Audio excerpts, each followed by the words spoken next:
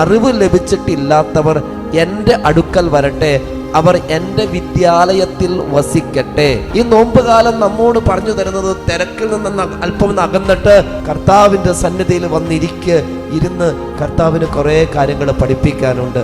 അങ്ങയുടെ ക്രൂശിത രൂപത്തിന്റെ മുമ്പിൽ ഒന്നിരിക്കാൻ, ജീവിതത്തിന്റെ ക്ഷണികതയെ കുറിച്ചൊന്ന് ധ്യാനിക്കാൻ, എൻ്റെ നിത്യതയെ കുറിച്ചൊന്ന് ധ്യാനിക്കാൻ, സ്വർഗത്തെ കുറിച്ചൊന്ന് ധ്യാനിക്കാൻ അതിനുള്ള കൃപാവരം എനിക്ക് തരണേ. ഈ നോമ്പ് കാലഘട്ടം ഈശോയെ അങ്ങയുടെ കുരിശിന്റെ ചോട്ടിൽ ഞാൻ ഇരിക്കുക. കർത്താവ് എന്നെ സഹായിക്കണേ.